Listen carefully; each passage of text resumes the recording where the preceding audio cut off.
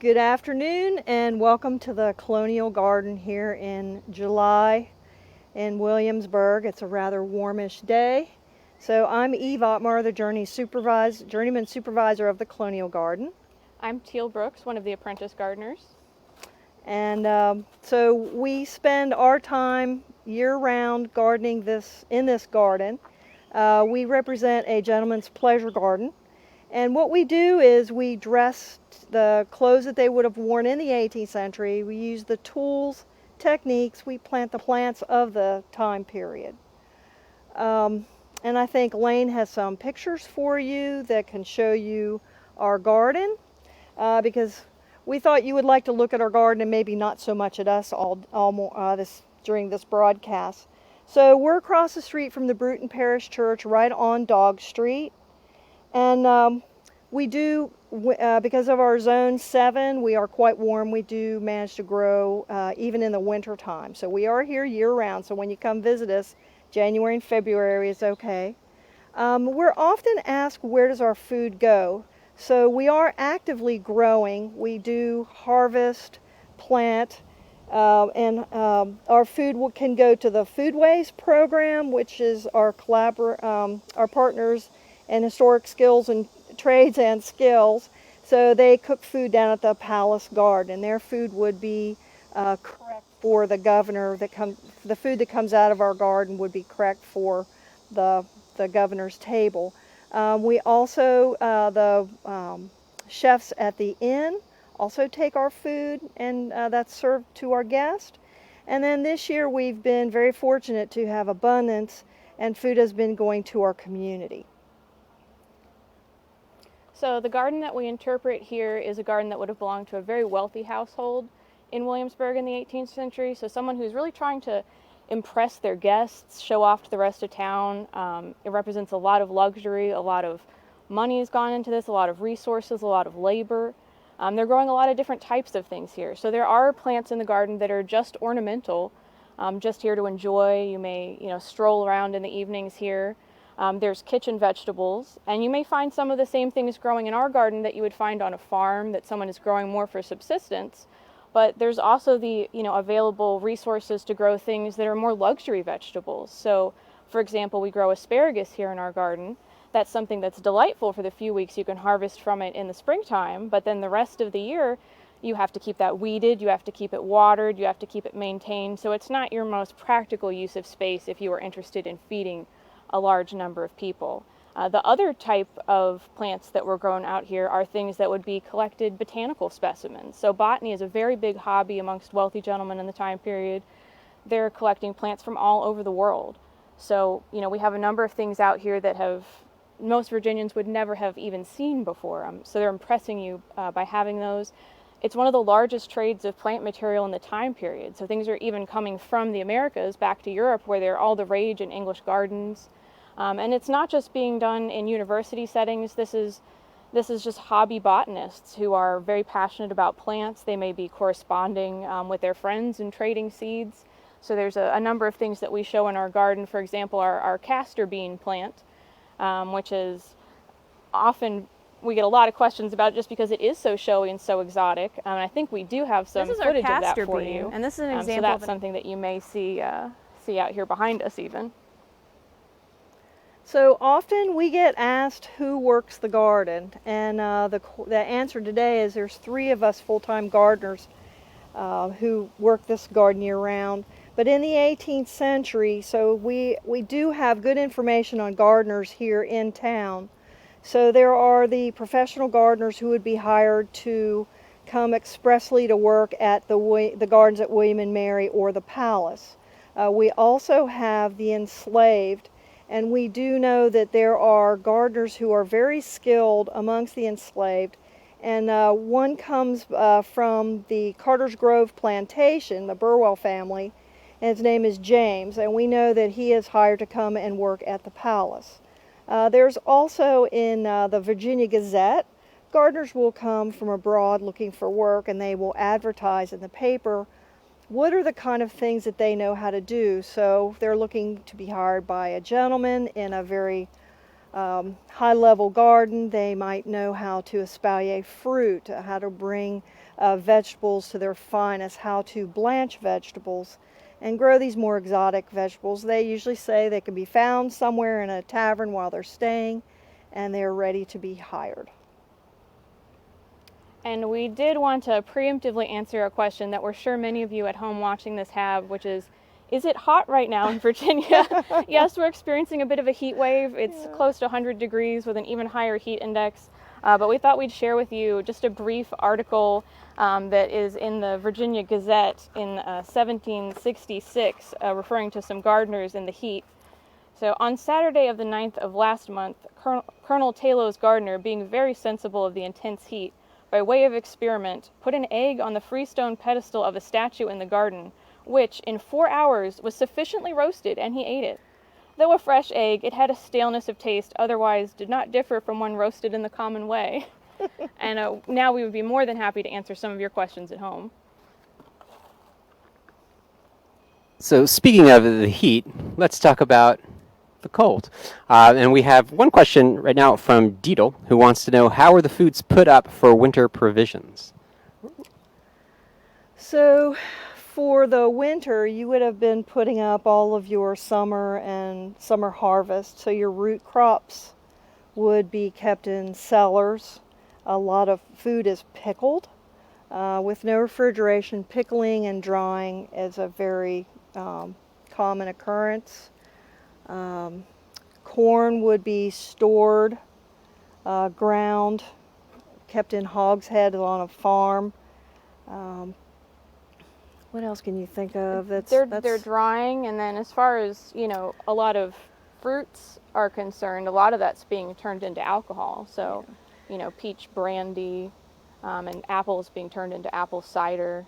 But being able to grow things that you can't store is kind of part of what's going on here. This is someone who can produce things in their garden 4 seasons out of the year, which is a lot of extra labor. Yeah. So we'll grow lettuce underneath these bell jars during the winter. It's mild enough here.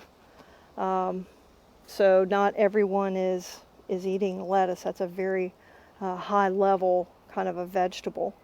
So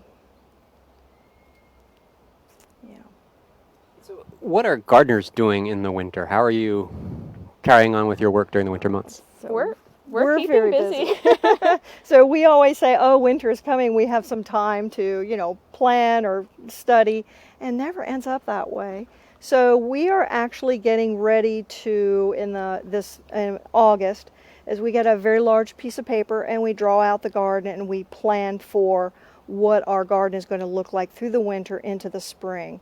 So good crop rotation and variety. So we'll put in greens, collards, kale, spinach, our lettuces, and then some of these plants not being winter hardy.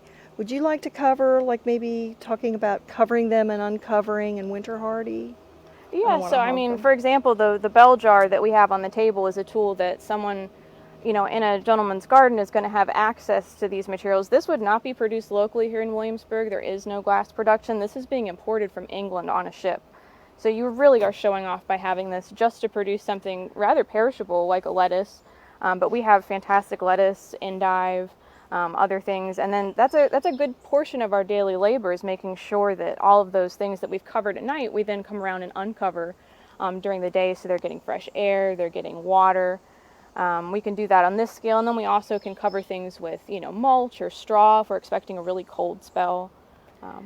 And we have tarps that we pull over the melon frame to keep the endive from freezing in the winter, so we can harvest that. And winter's also our big time for a lot of maintenance tasks around the garden. A lot of our pruning happens in the season where our plants are dormant, so we're pruning all of our fruit vines, we're pruning trees in our espalier fruit orchard. Just kind of getting things ready for the next season. And last year we actually grafted some fruit trees, so that's a great project in the wintertime as well. Catherine was curious about watering. How do you go about watering all the plants in your garden? Well, this is the workhorse of watering, and well is where the water does come from. So in the 18th century, no, they're pulling the water up out of the well. They're putting it into cisterns, which are the large wooden tubs, and then they wait for the water to warm before they water out of the can. They thought that cold well water was actually hurtful to you. Green Springs Plantation has a well that is very, very cold, and the rumor was, oh my gosh, if you drink that water, you would die. So the water is warmed by the cistern, and then the gardeners take the watering cans, dip it into the cistern, and you water by hand. So when you're trying to germinate seeds, you're watering very frequently to try to keep that top crust moist so that the seeds germinate. And then once the seeds have germinated, then you water deeper and less often. And there's things like the melons. We don't water those from up above. We dig a trench around the hill and we water in that trench, so that makes it so there's not so much possibility of disease in the water bringing forth any kind of a blight or a disease on the melons. So you water in the trench around it, and also it forces the roots to go down deeper into the soil.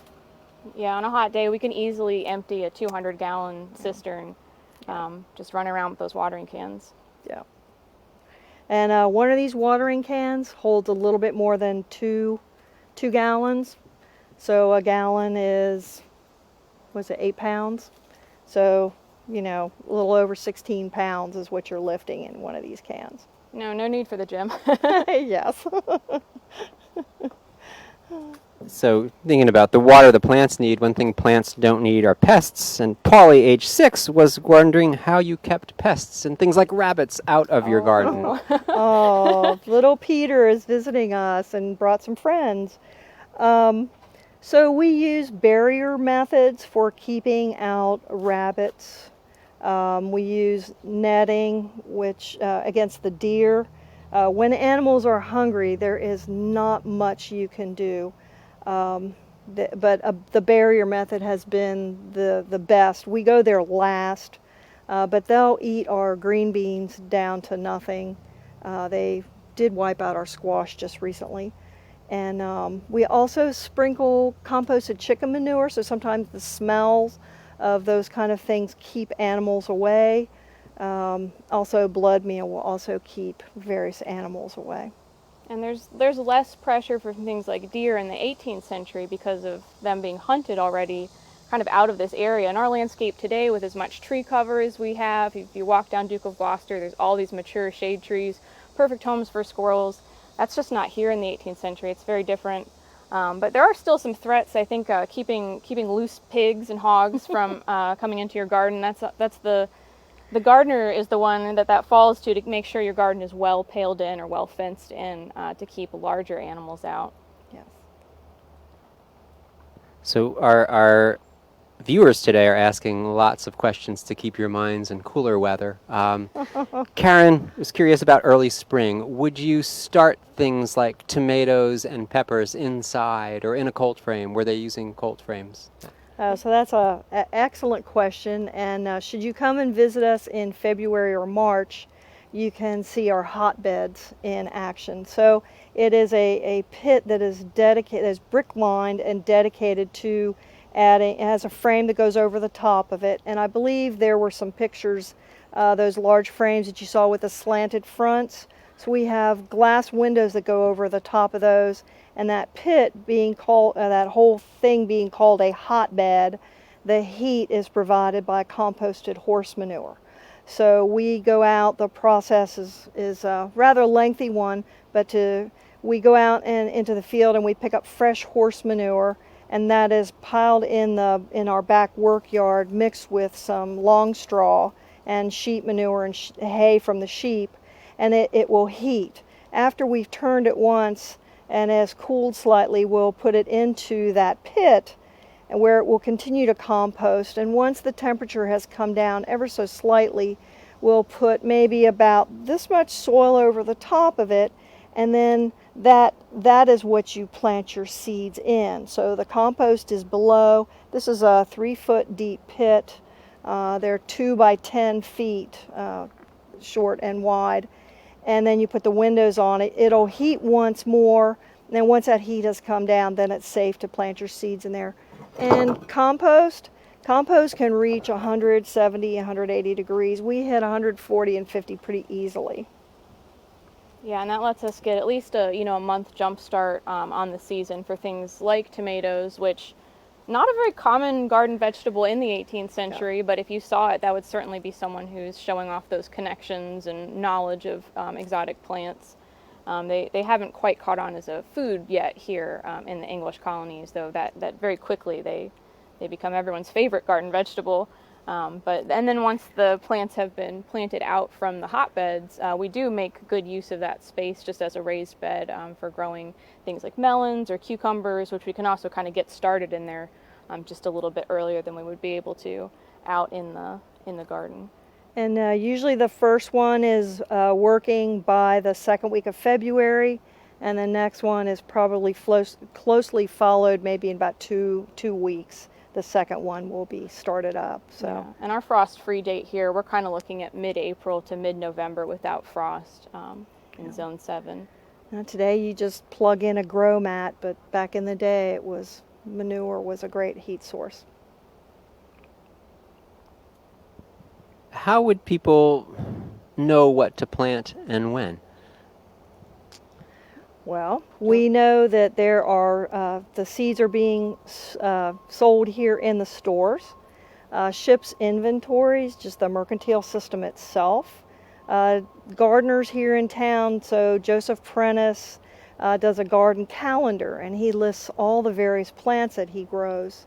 John Randolph as well leaves us a treatise on gardening, and they list all the plants that they grew. So when you take all of those together, and the letters that we might read or someone's journal, that's how we decide what was here and what we should grow, and that guides us that way. And especially with, ornamental plants or, native plants that they're bringing in to add as ornamentals in the garden, the letters from John Custis and Peter Collinson are a wealth of information, and if you haven't gotten a chance to come visit us or check out the blog that they're doing at our archaeology department, they're actually excavating John Custis's garden, and he was one of the probably best gardeners in Williamsburg, though he's a bit earlier than our time. But reading through those letters and seeing plants he's exchanging, seeing things that he's gone out and collected from the woods to send cuttings or seeds to other people, we know we can safely plant those in our garden, and they'd be appropriate here. So the crown imperial lily, which is a 15th century bulb from Persia, he manages through 2 or 3 different times to get that to come from Peter Collinson in England. And today we look in a bulb catalog and it's, another pretty plant. But in Mr. Custis's garden, that was a true rarity and an exotic. And he defines exotic, and actually exotic in that time period for plants the definition is a plant that has to come over the water. So it's something not native. I'm going to combine a couple of questions, one from Maeve and one from Mary. Mary was wondering what sorts of vegetables you would normally grow, and then Maeve was curious if most people in Williamsburg were gardeners. So, for the common folks not keeping, pleasure gardens, what sort of vegetables would they be growing? How many folks are doing it? And what were some of the differences? What would the pleasure gardens have that those other gardens wouldn't have? So our vegetables would be very much luxury vegetables. So luxury we define as, an artichoke, something that takes up a lot of space. With the wealth, some of these gentlemen had these gardens for more pleasure and their food because they would come from a plantation. So for example, Mr. Custis, who we've mentioned, he has a plantation right out here outside of Queens Creek, that probably where his food came from for his household. He also has one on the eastern shore. Some people in town do not have gardens, so some tradespeople do quite well and they have property and they'll spend time having a garden. Some might just work at their trade and not have a garden. Vegetables. I was just going to, there's a market, so farms and plantations right around Williamsburg.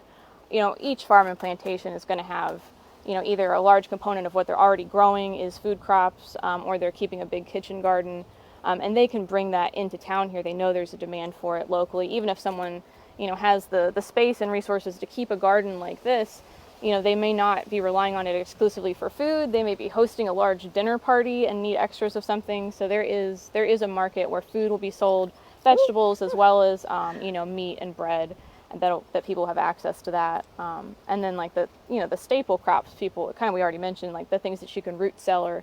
So potatoes, turnips, winter squash, dried down wild beans. A lot of plants they're actually getting from, have already been domesticated by indigenous populations here in, North and South America. And the biggest difference between today and the 18th century is seasonality. So today you can get a melon any time of year, whereas in the 18th century you had one chance at it, and when the season was over, that was pretty much it. So. We also know that today we can can things, Yeah. and Phyllis was curious if that was even an option in the 18th century. So our friends in Foodways tell us no, that doesn't come till the next century. So they're pickling, drying, they're growing varieties of like, what's a squash with the stripes? So Cushaw. A cushaw squash or a Long Island cheese pumpkin. They're going to store those over the wintertime and eat them January, February, and March. But yeah, no ball canning jars yet. We've talked a bit about vegetables. Denise was curious about herbs and spices. Would those be commonly grown in local gardens? So yes, herbs would be for the cooking, some medicinal. Household would have a few things in their garden to, like for a tummy ache, or someone wasn't feeling good, or a headache medicine. So there are some medicinal things that way. And for food, they're using herbs. Some of the more exotic spices would come from the islands, would be purchased through the store. And they're mixing from garden plans in the time period. They don't seem to keep really distinct, here's an herb garden, here's the vegetable garden, here's the flower garden. It's really very mixed together. I mean, you may see an emphasis on flowers, at the first part of the garden you're going to see from the house or from the street if you happen to be on, the edge or a corner lot, but it's very blended together, and you'll see that if you come visit our site. We've kind of interplanted a lot of things, and not necessarily for any, there's a modern, companion planting where you say you plant marigolds to, repel insects. We plant marigolds here, but we don't see any references to them writing about their insect repelling properties, but they're including them just because they want to look at them and have a, cheerful flower in the garden. Yeah. So Barbara was concerned about how we don't hear a lot of mention about potatoes. Did people grow potatoes back then? Oh, yeah. Oh, they did. We're getting ready. If the weather is good on Thursday, we are going to dig our potatoes. We have red potatoes this year, and very more popular than a regular Irish potato would have been the sweet potato. That was very much a potato of the time. We talked a little bit about keeping pests out, sort of on the opposite end of that spectrum, perhaps. Bob was curious if gardeners would ever keep beehives. They did. So we find it's 1633 bees are successfully brought to the colonies. By that time, as early, they're already away from the bee skep, which is that woven straw container that you see them living in.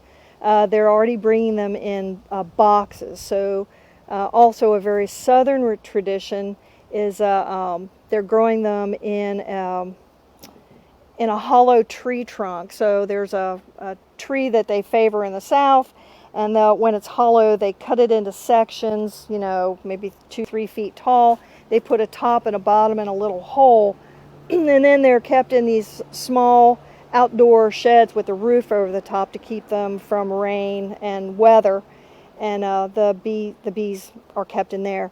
But if you're in the back country and wood may not be efficiently sourced or sawn, definitely some of these older traditions of the bee skeps do survive longer in the back country rather than here in town. And we're not keeping any bees in our garden here today, Yes. but we do see a lot of our native pollinators, so lots of bumblebees, carpenter bees, mason bees doing that work in our garden. And even though we don't keep bees here, we have a very active beekeeping community. Williamsburg, if you look on the map, is a very small little space with York County and James City County surrounding, and we have a very active beekeeping community. So we do see the benefits, and a lot of the vegetables that we grow really depend on the bees. And we also grow native pollinators, so our cup plant is blooming right now, and it is loaded with all kinds of different insects. Could you tell us a little bit about some of the garden tools that you use? Are they much different from what we would use today? They're not too different. You probably would recognize a lot of the ones that we have even just out here with us on the table. Of course, we already mentioned our watering can, but probably some of the most commonly used, our garden spade. We each use this probably at least once a day, and it's one of the things that 18th century gardeners are very often depicted in prints and paintings, kind of kneeling on the garden spade. A pruning knife, and I don't have. You probably have yours, I right? have Easy. my pruning knife, so no gardener should be without this. And we have to say that a lot of these tools are made by our tradespeople here in town. So being part of the Department of Historic Trades and Skills, we have a small community of artisans that our tin shop made our watering can, the blacksmiths, they made our pruning shears, they made our trowel. And I believe they're actually working on some more spades and trowels for us right now, which is very exciting. 2 spades sit down at the blacksmith shop, so we're very excited about that. Our wheelbarrows are made by the wheelwright shop. So, the tools have not changed except in materials. So today, aluminum and plastic are very much what tools are made out of. Back then, tin and iron and wood. But yeah, we're using exclusively 18th century tools in our garden here throughout the day. So.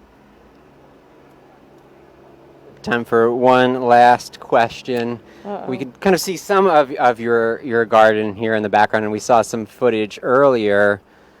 This is a weird question, but it's my question. Where would you like to see the garden go? If we're in the 18th century, a garden this size and this sort of scope, what's that gardener dreaming of? What's the next big thing? Are we talking about greenhouses, or are we talking about more exotic things? What's the ultimate? You had to open that door, right? Yeah. Well, we have quite a few things that the gardeners dream about, other than that perfect carrot that you pull out of the ground. Or we're very excited about, we brought forth artichokes this year, and they have been a little bit of a struggle for us, but I think we have finally settled on the good practice of bringing them forth. So we interpret the wealth of a garden, and very much citrus was a big part of a very wealthy gentleman's garden, and they had a place to keep the citrus in the wintertime called an orangerie. As basically it's a house that is a greenhouse, so it's usually the regular shingled roof made out of brick. They're not very large, but has very tall windows from floor to ceiling. So that's to, in the wintertime, allow the sun to reach as far back into that building as possible. And it is heated by the back wall is very thick, and there would be a room behind the orangerie, and there would be a wood stove in there, and then the pipe from the wood stove would snake through that back wall, and that heat would radiate into the orangerie. So it's not a lot of heat like you're thinking modern greenhouse today, but it is just enough to keep it from freezing. And we would love to have an orangerie to put our citrus in. And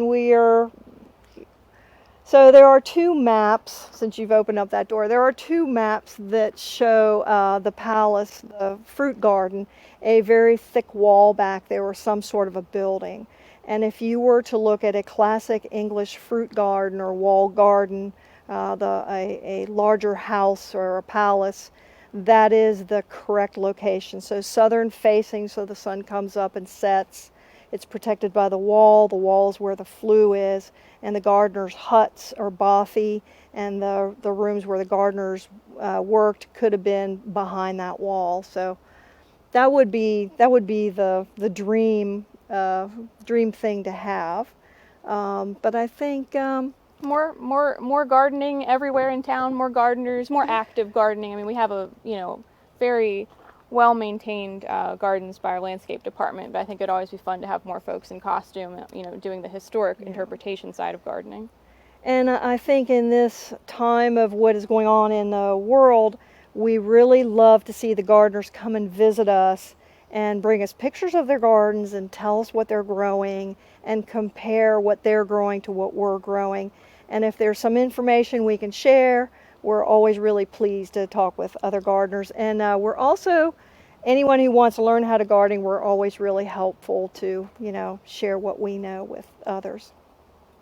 Eve and Teal, thank you so much for welcoming everybody into the garden today and sharing knowledge with us. I think we want to, of course, thank everybody at home for watching and asking great questions. We need to thank this tree that's off camera for giving you guys a little bit of shade on this very, very hot day. And of course, all of our programs are made possible by the generosity of our donors. To learn how you can support programs like this, please follow the link pinned to the comments below or visit us at colonialwilliamsburg.org. Eve and Teal, do you have any final thoughts to say goodbye to everyone? Well, thank you for bearing with us. This is definitely different for us. We're used to talking to people in person, so we hope you enjoyed what we brought today. Come visit us. The garden's constantly changing through every season. You could visit it, once a week, and it would be different every time. So even if you visited us in the past, come out again and say hello.